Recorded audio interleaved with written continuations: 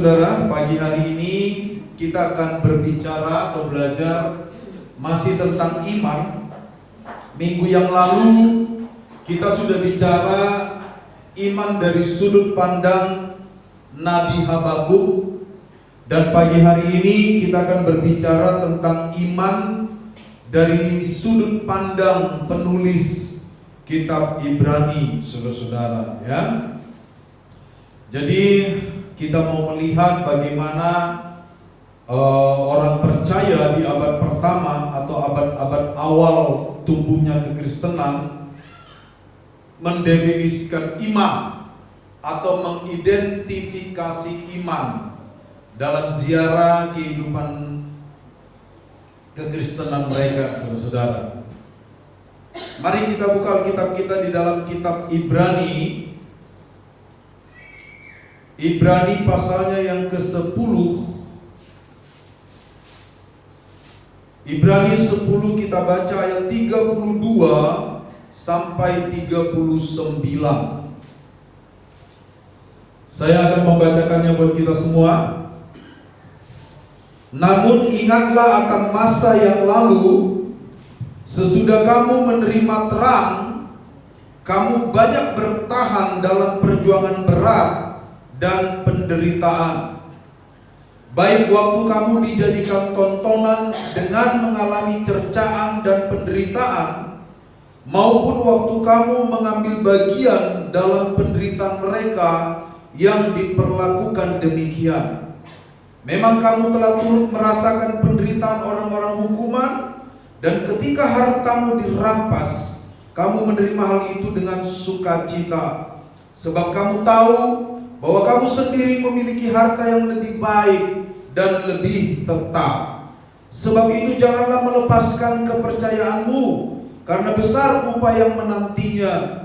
Sebab kamu memerlukan ketekunan, supaya sesudah kamu melakukan kehendak Allah, kamu memperoleh apa yang dijanjikan itu. Sebab sedikit, bahkan sangat sedikit waktu lagi, dan Ia yang datang akan tiba dan tidak akan menangguhkan kedatangannya. Namun orangku yang benar akan hidup oleh iman, dan apabila ia mengundurkan diri, aku tidak berkenan kepadanya. Namun kita bukanlah orang-orang yang mengundurkan diri dan binasa, tetapi orang-orang yang percaya dan beroleh hidup. Nah, saudara, seperti di awal saya katakan, kita mau melihat definisi iman atau mengidentifikasi iman dari sudut pandang penulis kitab Ibrani ini, saudara. Ya. Nah, pertama-tama saya mau menceritakan kepada saudara bagaimana keadaan penerima atau orang-orang percaya pada waktu itu yang menerima surat Ibrani. Ya. Next. Nah, pada waktu itu saudara-saudara, orang-orang yang menerima surat Ibrani ini adalah orang-orang Kristen yang berasal atau kebanyakan berasal dari orang-orang bukan Yahudi. Saya sudah beberapa kali menceritakan bahwa di abad pertama setelah masa para rasul, atau pada waktu masa para rasul, orang yang percaya kepada Yesus itu ada dua kelompok. Kelompok pertama disebut Nosri atau Nosri, ya, itu adalah orang-orang yang percaya kepada Yesus yang berasal dari suku asli Yehuda, atau orang-orang percaya yang berasal dari Yahudi, itu namanya Nosrim. Ya, itu pusatnya di Yerusalem. Pemimpinnya adalah Yaakov Hasedek atau Yakobus yang adil, Yakobus yang benar. Ya. Lalu ada kelompok kedua yang menyebut diri mereka Kristen. Kristen itu lahir di Antioquia, ya. pada masa pelayanan Paulus, saudara-saudara. Jadi dua kelompok Kristen ini, kalau Kristen yang tadi itu adalah berasal dari orang-orang yang percaya kepada Yesus, yang berasal bukan dari orang Yahudi. Jadi pendengar atau penerima surat Ibrani ini adalah orang-orang Kristen yang berasal bukan dari orang Yahudi. Sehingga saudara-saudara, jangankan yang tidak berasal dari Yahudi, yang berasal dari Yahudi sendiri saja, ketika mereka menjadi percaya kepada Yesus, mereka mengalami banyak sekali tantangan iman mereka. Mereka dianiaya, ya, dipersekusi, apalagi mereka-mereka yang tidak berasal dari kalangan orang Yahudi. Taruhlah mereka adalah orang-orang Yunani atau orang-orang Roma yang pada waktu itu menguasai Yehuda atau Yahudi, saudara. Ya, mereka percaya kepada pemberitaan Injil Yesus, dan kepercayaan mereka ini menimbulkan penderitaan, saudara. Nah, ini yang terus harus saya tekankan kepada kita, bahwa ketika kita menerima iman Kristen, maka iman Kristen itu tidak bisa dipisahkan dari adanya penderitaan, saudara-saudara. Itu tidak bisa dipisahkan itu. Kita tentu saja tidak berharap bahwa kita mengalami penderitaan, betul? Saya juga tidak pernah berharap mengalami aniaya atau penderitaan, tidak pernah berharap. Buat apa berharap dianiaya, betul nggak? Ya kan? Tetapi harus kita pahami dan sadari, ketika saya memeluk iman Kristen, maka tindakan saya itu melibatkan kemungkinan adanya penderitaan. Nah, itu yang dialami oleh penerima surat Ibrani pada waktu itu. Ya, seorang teolog yang bernama Paul Ellingworth menjelaskan di kalangan penerima surat Ibrani pada waktu itu ada 3 jenis bahaya yang mengancam orang-orang Kristen waktu itu. Yang pertama, dia menyebutnya sebagai bahaya yang pasif. Yang dimaksud dengan bahaya yang pasif ini adalah kekhawatiran bahwa orang percaya akan gagal mencapai tujuan iman mereka, yaitu karena tadi banyaknya tantangan. Ya, di alam modern ini saja kita bisa ketemu banyak orang Kristen yang akhirnya gagal, ya, mempertahankan iman mereka untuk terus percaya kepada Yesus karena tantangan kehidupan. Ya, zaman dulu, ya, kemungkinan ini juga ada, saudara. Jadi orang-orang penerima surat Ibrani dikhawatirkan mereka akan gagal mencapai tujuan iman mereka karena penderitaan yang mereka alami. Ya, next. Yang kedua, Ellingworth mendefinisikan sebagai bahaya yang aktif. Bahaya yang aktif ini muncul dari diri orang Kristen itu sendiri. Kemungkinan adanya pemberontakan orang percaya kepada Tuhan. Kenapa orang percaya dikhawatirkan memberontak kepada Tuhan pada waktu itu? Sama, karena penderitaan yang begitu luar biasa. Ya, mungkin tidak jauh beda dengan kehidupan orang percaya hari ini, kan? Pada waktu kita mengalami penderitaan, ada kalanya, ya, ada kalanya ini kita mulai meragukan kuasa Tuhan. Betul? Walaupun di dalam pikiran kita sepakat bahwa Tuhan tidak pernah salah, ya, Tuhan tidak pernah keliru, Tuhan tidak pernah gagal. Tapi seringkali di dalam keadaan-keadaan yang sulit hidup kita meragukan kuasa Tuhan. Kita meragukan kasih Tuhan kepada kita, bahkan kita meragukan, ya, kemampuan Tuhan untuk menolong kehidupan kita. Itu sebabnya banyak orang Kristen yang putus asa. Ini active dangers, bahaya yang aktif, karena berasal dari keputusan orang percaya itu sendiri. Banyak orang Kristen putus asa. Banyak orang Kristen akhirnya meminta pertolongan kepada Tuhan yang lain. Ya, walaupun 1 Korintus pasal 8 mengatakan tidak ada Allah lain sebenarnya, tetapi banyak Allah-Allah yang dibuat oleh manusia di bumi ini, betul? Banyak Allah-Allah lain. Ya. Itu active dangerous namanya. Ya, bahaya yang aktif. Ya. Bahaya dosa, ketidaktaatan, ya. Mereka menjadi jatuh lagi, menyalibkan Yesus lagi untuk kedua kalinya. Ya, ini semua dibahas oleh penulis kitab Ibrani. Di pasal 6 digambarkan tentang orang yang murtad. Dikatakan barang siapa murtad. Ya. Kenapa dibahas oleh penulis kitab Ibrani? Karena potensi untuk meninggalkan iman kepada Yesus pada waktu itu sangat besar, saudara.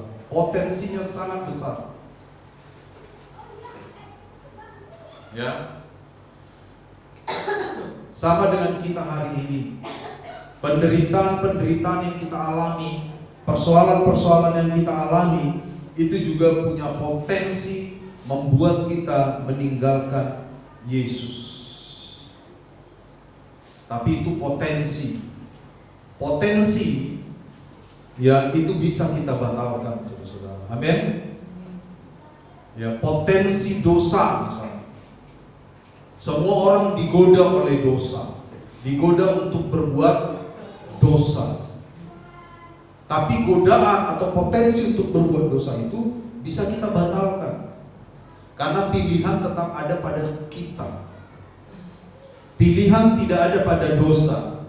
Ya, sekuat apapun dosa menggoda kita, kalau kita mengatakan tidak kepada dosa, maka dosa tidak akan berkembang dalam diri kita. Sepakat, saudara? Amin. Tapi kadang kita yang membuka diri terhadap dosa. Ya. Satu kali ada cerita anekdot tapi nggak beneran. Setan datang menghadap Tuhan, lalu setan curhat. Curhat Tuhan. Tuhan bilang, mau curhat apa, Tan? Ya kan? Terus setan bilang, saya pengen berhenti jadi setan. Loh, kenapa? Kata Tuhan, udah capek, Tan. Saya bukan hanya capek, Han, lelah, letih, lesu, lunglai, loyo, letoy, lemah, lemas, pokoknya 9 L itu. Ya kan? Kenapa? Ini gara-gara manusia sudah mengambil alih tugas saya dan menuduh saya yang melakukannya. Loh, kenapa? Kata Tuhan kan. Setan mulai cerita. Tuhan lihat manusia itu, dia yang pengen berzina, tapi setelah dia berzina, dia bilang ini godaan setan. Padahal saya nggak pernah goda-goda dia. Ya, dia sendiri yang datang ke situ. Dia sendiri yang melakukan perzinahan. Dia sendiri yang berbuat. Dia sendiri yang pilih, tapi tetap dia salahkan saya, Tuhan. Mulai setan menangis sesenggukan. Tuhan lihat yang itu, yang mana? Itu yang dalam gereja itu. Pas waktu itu bukan Kesia yang ditunjuk.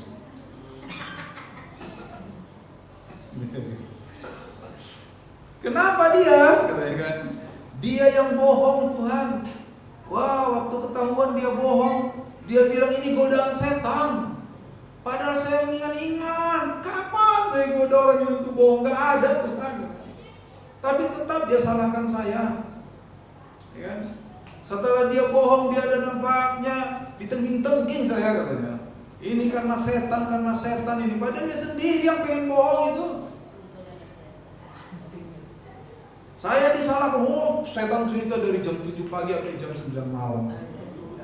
Di hadapan Tuhan. Dia ceritakan, semua dia bongkar loh. Akhirnya Setan bilang pada keputusan, saya berhenti sudah jadi setan. Iya kan? Nah, saudara-saudara, dari cerita ini kita bisa menarik moral of the story atau moral di balik cerita ini. Perbuatan dosa itu seringkali bukan karena setan memang. Ya karena kita sendiri yang pengen berbuat dosa, ngaku saja sudah. Iya kan? Kita dinasehati jangan bohong, kita yang bohong. Lalu kita salahkan setan. Padahal waktu kita bohong itu setan betul-betul pas tidur siang. Dia nggak tahu apa-apa itu. Tapi tetap kita salahkan setan. Ya kan? Dosa itu sebenarnya pilihan kita untuk melakukan. Nah ini juga yang dikhawatirkan terjadi di dalam jemaat yang menerima surat Ibrani ini. Saking banyaknya persoalan dunia, dikhawatirkan mereka tidak tahan, lalu mulai mereka memilih untuk berbuat dosa. Ya, saya selalu tiba pada satu kesimpulan begini, saudara. Ya, perbuatan dosa itu adalah pilihan kita. Ya, kecuali kita ini orang yang tidak pernah dengar firman Tuhan saja. Ini kita di sini sudah puluhan tahun jadi Kristen, betul nggak? Ada yang sudah belasan tahun, ada yang lebih dari 20 tahun. Ya, sebenarnya semua firman Tuhan yang kita dengarkan itu cukup, bahkan lebih dari cukup untuk membekali kita, untuk mengerti mana yang boleh kita kerjakan, mana yang tidak boleh kita kerjakan. Betul? Kalau kita bicara kebenaran terkait dosa, ya, itu tidak ada normalisasi, saudara-saudara. Saya selalu bilang, cukuplah sungai yang dinormalisasi. Dosa tidak boleh dinormalisasi. Ya, dosa tidak boleh dinormalisasi dalam arti kalau kita lagi susah lalu kita menormalkan dosa. Toh saya lagi susah nih, Tuhan kayaknya nggak peduli sama saya. Lalu kita melampiaskannya dengan berbuat dosa. Ya, kita menipu teman kita berbohong, kita melakukan hal-hal yang tidak berkenan kepada Tuhan dengan alasan karena saya sedang susah. Siapa sih manusia di bumi ini yang tidak susah? Apakah ada? Semua manusia itu susah. Lalu kita berdalih lagi kan? Iya karena Bapak susahnya sedikit, saya banyak. Itu kan menurut Anda, iya kan? Namanya juga wajah kita senyum terus, jadi nggak kelihatan susah. Kalau saya curhat sama saudara, pusing saudara. Ya. Satu kali ada ilustrasi, ya ilustrasinya seperti ini saudara. Seseorang merebus air di baskom dong, air sampai air itu mendidih. Ya, di sini mendidih, di sini mendidih, 2 baskom. Lalu di dalam baskom pertama, orang ini mengambil telur lalu memasukkannya pelan-pelan ke air mendidih itu. Lalu ke baskom kedua, air mendidih juga, dimasukkan wortel. Ya kan? Sama-sama air mendidih. Telur dimasukkan, wortel dimasukkan. Apa yang terjadi? Telur menjadi ya semua masak, Bu, ini juga masak. Telur menjadi kenyal minimal, ya kan? Padahal sebelum dimasukkan ke air panas, telurnya itu cair loh. Di dalam kan, kalau kita pecahkan telur, mana ada telur yang jadi batu, betul nggak? Semua cair. Ada kuning, ada putih, belum ada biru. Ada telur yang dalamnya biru? Nggak ada kan? Putih dan kuning. Tapi waktu telur yang mencair itu dimasukkan ke air panas, telur itu menjadi mengeras atau mengenyal. Bagaimana dengan wortel? Wortel sebelum dimasukkan ke air panas keras apa? Keras. Tapi setelah dimasukkan ke air panas lembek. Ini masalahnya di air apa di mana nih? Di barangnya kan? Airnya kan sama kan? Sama-sama air mendidih kan? Sama. Persoalannya ada di mana? Lalu soal air panasnya. Persoalannya di mana? Kamu terbuat dari apa? Itu persoalannya. Iya kan? Kalau kita kaitkan ini dengan iman, imanmu terbuat dari apa? Makanya jangan miliki iman psikologi. Nanti hancur. Iya kan? Telur yang tadinya lembek, ya kan? Begitu dihantam air mendidih, keras dia. Wortel yang tadinya keras, dihantam air mendidih, lembek dia. Air mendidihnya sama, gak ada beda. Tapi terbuat dari apa iman kita? Itu persoalannya. Persoalan di dunia ini antar manusia itu sebenarnya sama. Bentuknya aja yang berbeda persoalan itu. Ada orang jatuh karena persoalan, ada orang tumbang karena persoalan, ada orang yang tetap berdiri. Itu bukan soal besar kecilnya persoalan. Soal Anda terbuat dari apa imannya? Iman saya terbuat dari apa? Kalau iman saya bahannya telur, ya mengeras saya. Dinasihati mengeras. Tambah dinasihati tambah mengeras. Dari mengeong menjadi menggonggong. Dari menggonggong menjadi mengaum. Tambah begitu. Loh, hati-hati saudara-saudara. Jangan bilang, wah persoalan saya lebih berat Pak. Itu menurut kita. Itu menurut kita. Persoalan manusia itu pada dasarnya sama. Sama-sama persoalan. Ada orang cuma karena jerawat stres. Betul? Cuma karena jerawat. Dia masih punya jerawat yang lembek, belum menjadi jerawat batu. Saya sudah pernah pengalaman jerawat batu, sudah batunya batu cadas. Itu besar segini. Makin dipencet makin besar.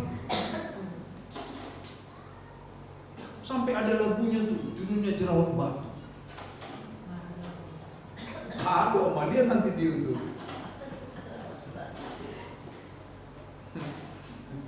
Jerawat batu, oi oi yang gitu.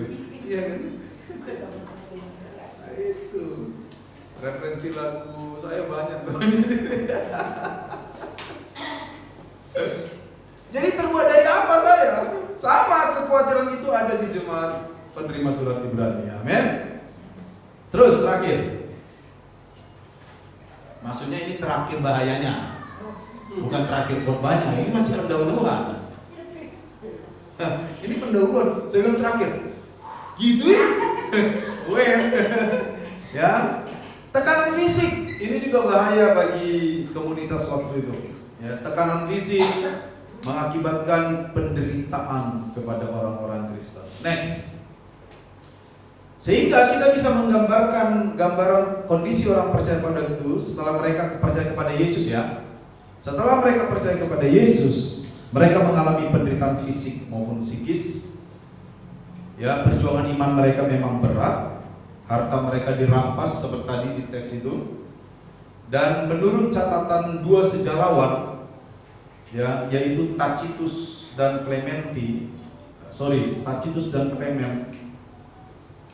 ya, mereka menggambarkan bagaimana pada waktu itu orang-orang Kristen dianiaya. Seorang sejarawan Roma yang bernama Publius Gaius Cornelius Tacitus berkata orang percaya dimasukkan ke dalam sebuah arena, itu semacam koloseum, ditonton banyak orang, kemudian dilepaskan anjing buas atau serigala lalu merobek-robek orang percaya. Itu salah satu cara waktu itu menghukum orang-orang Kristen. Ada yang diikat di tiang salib, dibakar, malam-malam dijadikan jadi obor penerangan.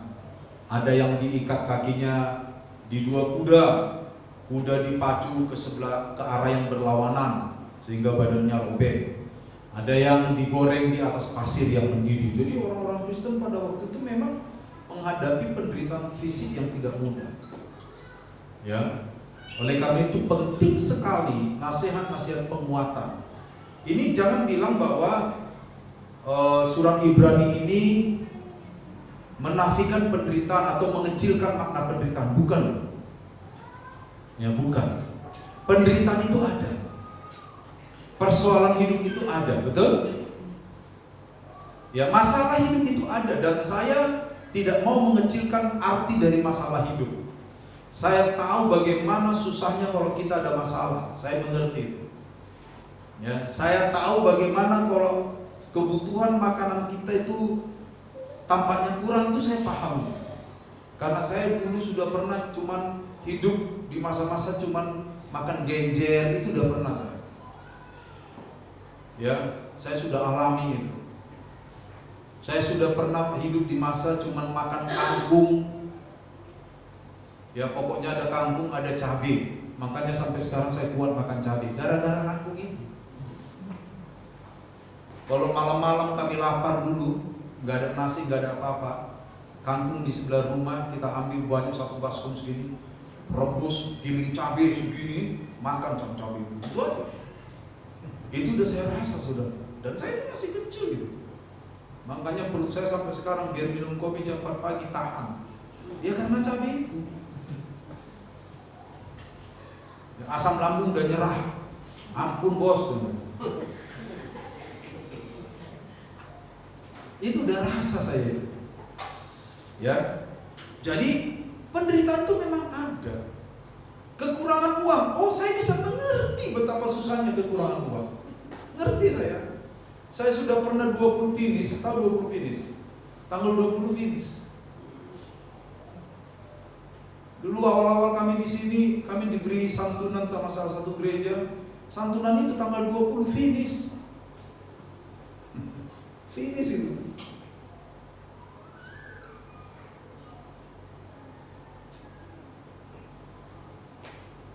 Udah pernah, udah saya rasakan itu saudara. Jadi penderitaan itu memang ada. Ya, penulis kitab Ibrani tidak menafikan penderitaan itu ada. Saya pun tidak menafikan. Saya juga tidak menganggap enteng sebuah penderitaan dan pergumulan. Tidak.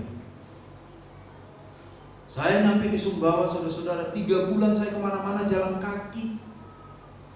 Saya waktu itu masih zamannya pos-pos surat. Kantor pos di sini yang besar kan di Lempesan atau jalan kaki saya dari sini. Setiap kali saya ngirim surat, jalan kaki deh. Pura-pura keren saya pakai jas jaket.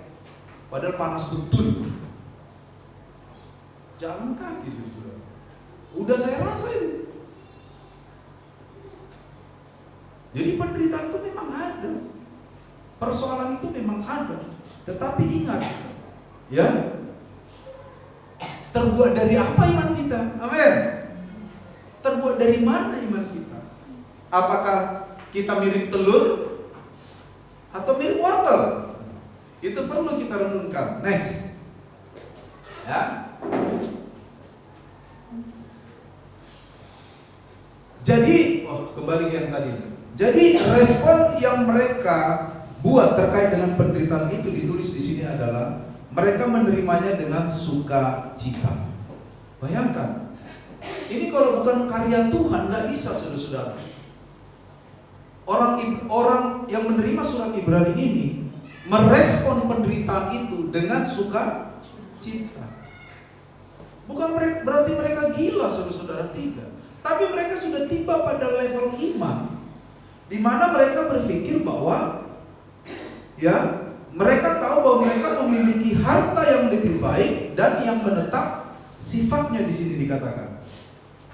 Ya, di ayat 34, memang kamu telah turut merasakan penderitaan orang-orang hukuman, dan ketika hartamu dirampas, kamu menerima hal itu dengan sukacita. Kenapa? Sebab kamu tahu bahwa kamu sendiri memiliki harta yang lebih baik dan lebih tetap. Apa itu? Keselamatan. Manusia hidupnya kan singkat di dunia ini. Firman Allah berkata dalam Mazmur 90, di Mazmur Musa dikatakan, ya 70 tahun. Kalau kuat 80 tahun. Ya. Paling 70 tahun. Kemarin malam kami menghibur salah satu keluarga Batak yang berduka, mamanya meninggal umurnya 74 tahun. Minggu ini ada artis yang meninggal, namanya Marissa Grace Hart. Ya, ada Grace itu kan? Itu umurnya cuma 62 tahun. Ya kan? Dan kita bisa mendengar di banyak tempat orang mati umur 20 tahun, orang mati umur 34 tahun. Kemarin ada pendeta yang mati umurnya 42 tahun. Banyak, nggak sampai bahkan 50 tahun. Ya, tidak mengalami fase lolita. Tahu lolita kan? Lolos 50 tahun. Jadi kalau 51 udah mengalami fase lolita. Lolos 50 tahun. Jadi Anda yang sudah lolita bersyukur ya. Oma sudah lolita kan? Oh, finish.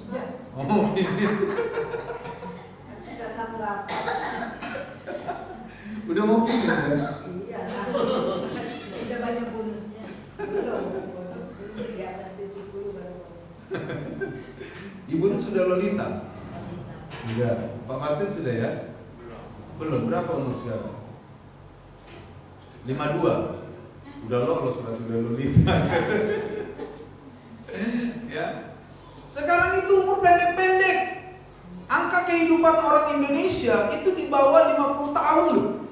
Kalau di rata-rata. Yang tinggi itu orang Yahudi, orang Israel sekarang. 80 tahunan angka rata-rata kehidupan mereka. Jadi umur manusia itu pendek. Setelah umur manusia berakhir, kemana kita? Ya itu tadi, kesadaran bahwa saya memiliki harta yang lebih baik, yaitu keselamatan itu. Makanya jangan pernah menggadaikan keselamatan yang kekal dengan kesenangan yang sementara atau sesaat. Ya. Jangan pernah menggadaikan keselamatan yang kekal, ya Rif, keselamatan yang kekal dengan kesenangan yang sesaat.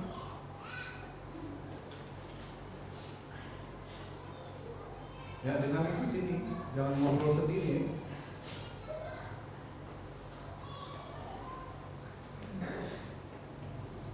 Seperti itu saudara. Orang-orang penerima surat Ibrani sadar betul penderitaan yang mereka alami hari ini itu tidak sebanding dengan kemuliaan yang mereka bisa dapatkan di masa yang akan datang dalam kekekalan. Ini yang menjadi penguat iman kita. Kalau tidak ada keyakinan seperti ini, kita KO saudara.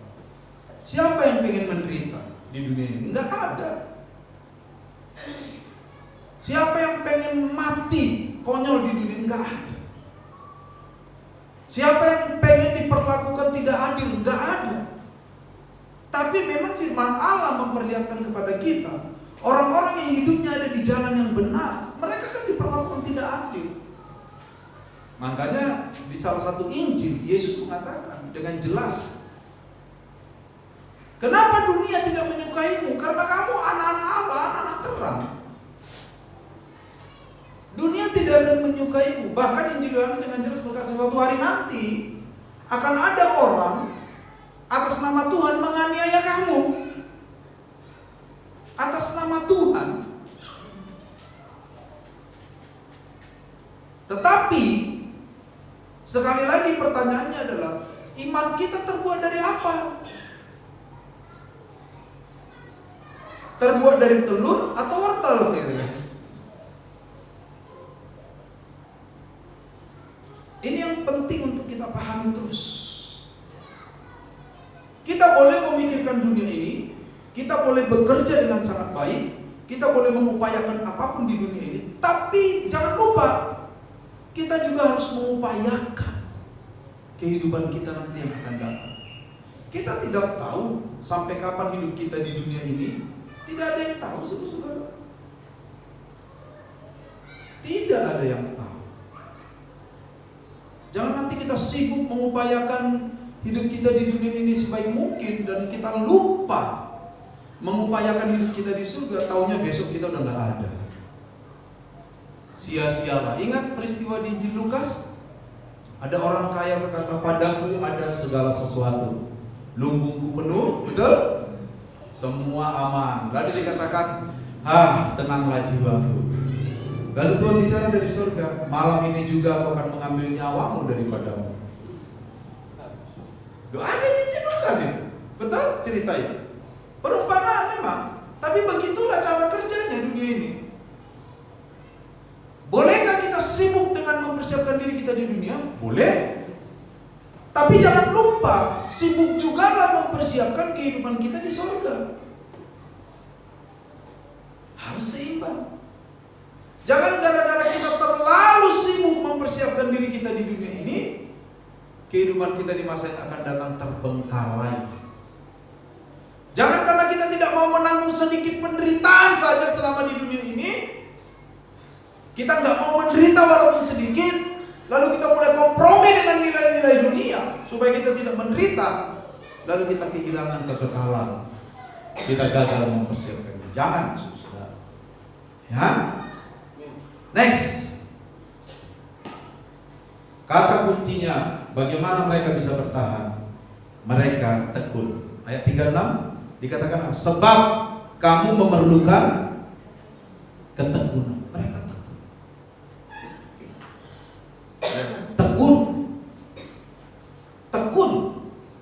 Ketekunan itu digambarkan dalam fenomena alam itu seperti terbitnya matahari, saudara. Walaupun matahari tidak terbit, bahasa fenomenologis, terbitnya matahari. Mau hujan, mau badai, mau terang, matahari terbit nggak? Terbit nggak, saudara? Tetap. Itulah ketekunan. Mau tantangan banyak, mau berkat banyak, sukacita, liburan, mau bisa beli ini, nggak bisa beli itu, semua keadaan, kita tetap cinta Tuhan. Itu tekun. Jangan nanti saudara sedikit susah, nggak mau gereja, susah pendeta gini, harus kunjungi. Betul nggak? Wih, pendeta saya kayaknya malas kunjungi. Bukan malas, saya ngerjakan banyak PR dari ini. Nyapu-nyapu halaman, ngutip-ngutip daun. Saya tuh sebenarnya seneng kunjungan, tapi saya sering berharap, Tuhan, kalau saya kunjungan ke rumah jemaat ini, jangan karena masalah, Tuhan. Pengen saya 4 kali kunjungan gitu karena makan bersama, mungkin kan. Bukan sekedar masalah. Saya kunjungan ke rumah jemaat ini karena masalah. Minta minum juga saya lupa. Ya karena fokus ke masalah. Iya kan? Maksud saya begitu. Maksud saya begini loh, saudara. Kita kan bertumbuh ini menjadi dewasa, semakin dewasa, betul nggak? Anak kita saja bisa kita pukul karena kita tidak anggap dewasa, betul nggak? Kamu kan sudah besar, betul nggak? Bisa nggak Tuhan bilang sama kita begitu? Kamu kan sudah besar, kamu jadi Kristen. Boleh nggak? Boleh. Tapi kan kadang kita nggak terima. Cuman anak kita yang boleh menerima itu kan, yang kecil itu kan. Dulu kamu kecil, bapak oke lah. Sekarang kamu udah besar ini, harusnya kamu udah tahu. Bahasa itu kan sering keluar dari kita kan. Harusnya kamu udah paham. Nah kalau Tuhan suatu kali bilang, harusnya kamu sudah paham. Nah, gimana itu? Boleh? Boleh gitu? Nggak boleh? Seperti itu loh saudara. Tekun. Kurang uang, tekun mencari Tuhan. Sambil tekun juga kerja. Jangan cari Tuhan 12 jam di kamar. Enggak, bukan itu maksud saya. Kurang uang pun kita, hidup kita tetap benar, itu maksudnya tekun. Ya? Kadang-kadang kan uang itu kan mengubah mimik wajah. Betul nggak? Kalau uang lagi tebal segini, gimana wajahnya, mimiknya gimana? Gini kan wajah mimiknya kan?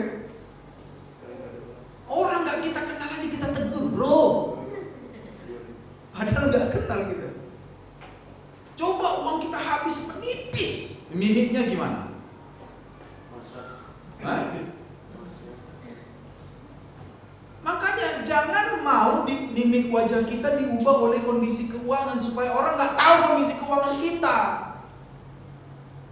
Ada orang-orang datang ke sini, memang Pak Penny bukan jemaat ya, orang lain yang bukan jemaat. Mereka juga panggil saya kan Pak Penny. Dulu ada sekitar sini. Pak Penny memang nggak pernah susah, cukup terus, katanya kan, cukup terus. Saya kan ketawa saja, amin ya rabbal alamin. Karena mimik wajah kita nggak berubah. Orang sulit menerka ada uang apa enggak. Dia mau minjam pun susah dia. Ya kan? Tapi kalau mimik kita ditentukan oleh wajah, gimana? Begitu kita kurang kuat, wajah kita muram, ya kan? Semuram lembayu senja yang ditimpa hujan. Muram ya. Tapi kalau uang lebih banyak, wush, taburkan senyum sini sana, riang gembira, sorak bagi dia, ahe, ahe, ya kan? Padahal nggak ada itu di lagu itu ahe ahe itu, ditambah juga.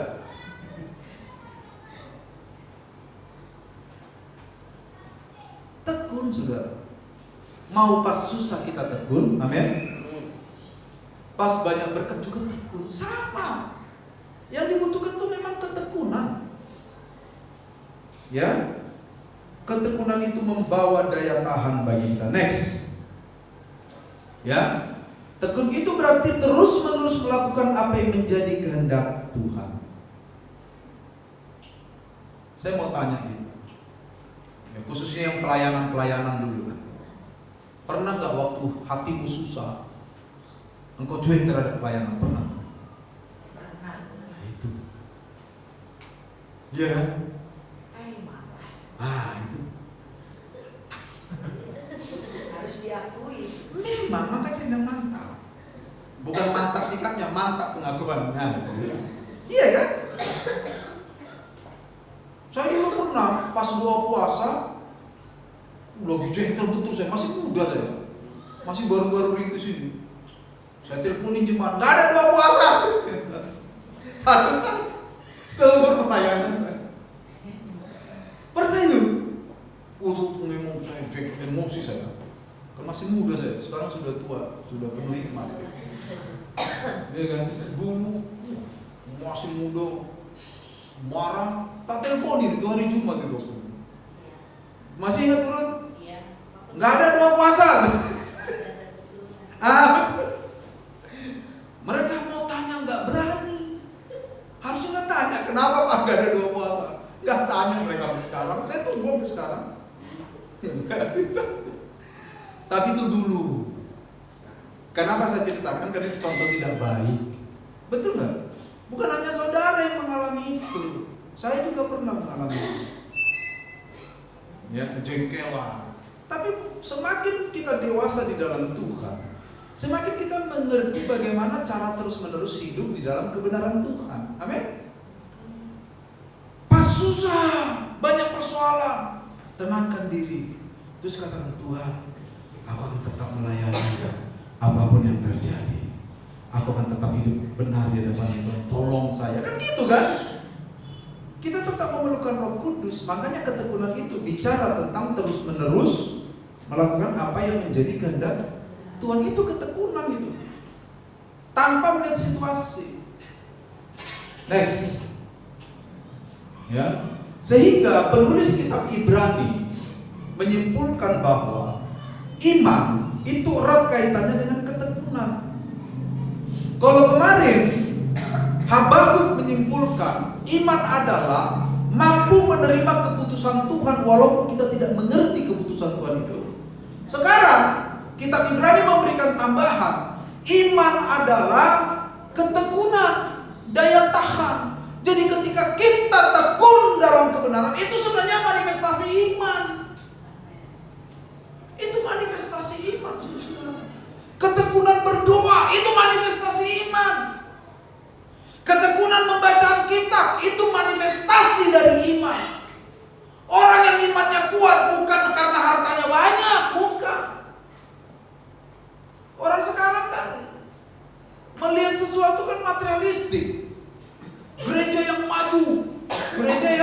mobilnya 7. Apakah salah gereja punya mobil 7? Ya tidak dong. Itu puji Tuhan dong, betul gak? Kita pun suatu saat kalau dikasih mobil 7, kita terima. Tapi bukan itu ukuran iman dari sebuah gereja. Gereja yang maju, jemaatnya di atas 1.000. Salah nggak gereja di atas 1.000? Enggak, bila perlu banyak jemaatnya. Suatu kali di Sumbawa gereja bisa 500.000 orang, puji Tuhan, nggak salah itu. Tapi bukan itu ukuran iman dari sebuah gereja. Penulis kitab Ibrani menyimpulkan bahwa iman sangat erat kaitannya dengan ketekunan. Jadi kalau kita tekun, saudara-saudara, kita beriman. Itu iman. Iman bukan orang yang gak pernah nangis. Kalau engkau mau nangis menghadapi persoalan, nangislah. Tuhan gak bilang cengeng. Enggak, itu tetanggamu aja yang bilang gitu. Kalau Tuhan enggak.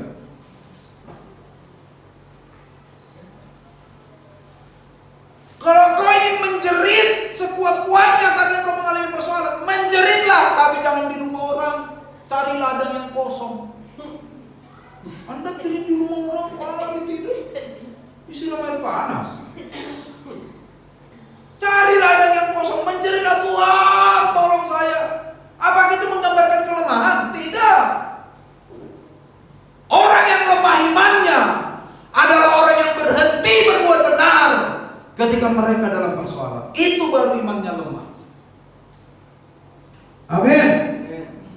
Orang yang imannya kuat menurut penulis kitab Ibrani adalah orang yang tetap hidup dalam kebenaran, tekun hidup dalam kebenaran, walaupun keadaan tidak memungkinkan. Itu yang imannya kuat, daya tahan. Anak Tuhan gak dilarang kok nangis karena persoalan. Silakan nangis Anda. Kebetulan saya gak suka nangis. Anak Tuhan gak dilarang kok berteriak minta tolong sekuat-kuatnya sama Tuhan. Silakan, gak ada masalah. Anak Tuhan hanya dilarang berhenti melakukan hidup, berhenti melakukan hal yang benar. Itu aja yang dilarang. Jangan berhenti hidup benar apapun keadaan kita. Itulah iman menurut kitab Ibrani. Iman adalah terus-menerus memberikan respon yang benar. Itu menurut kitab Ibrani, begitulah iman. Sekali lagi saya kutip, Habakuk mengatakan, iman adalah percaya kepada Allah walaupun tidak mengerti kehendak Allah seluruhnya. Itu Habakuk. Ditambah oleh Ibrani, iman adalah terus-menerus merespon dengan cara yang benar apapun keadaannya. Di situ perlu penyalipan, saudara-saudara. Siapa yang disalib? Kita. Ego kita kadang disalib. Nah, orang yang disalib itu sakit memang. Iya kan? Ego kita dipotong, sakit itu. Itu yang disebut sakit yang tidak berdarah. Tapi untuk menjadi seorang anak Tuhan yang memiliki iman yang benar, banyak mungkin harus dipotong dari hidup kita. Amin, saudara. Itu dia, ya. Next, orangku yang benar akan hidup oleh iman, tapi mereka yang mengundurkan diri tidak berkenan kepada Tuhan. Ayat 38. Namun orangku yang benar akan hidup oleh iman, apabila ia mengundurkan diri, aku tidak berkenan kepadanya. Jadi saudara, ya, mari kita hidup oleh iman dengan cara tidak mundur, maju terus. Next,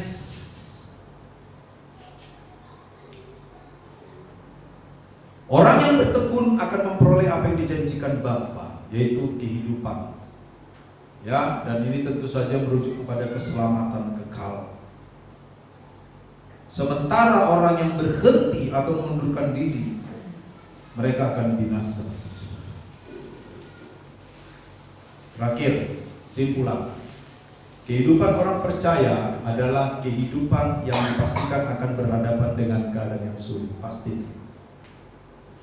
Diperlukan respon yang benar terkait dengan semua kesulitan tersebut. Namun lebih daripada itu, orang yang beriman akan memelihara respon yang benar, selalu menunjukkannya dalam semua situasi kehidupan. Tujuan utamanya apa? Agar Tuhan berkenan kepadanya. Tuhan memberkati kita.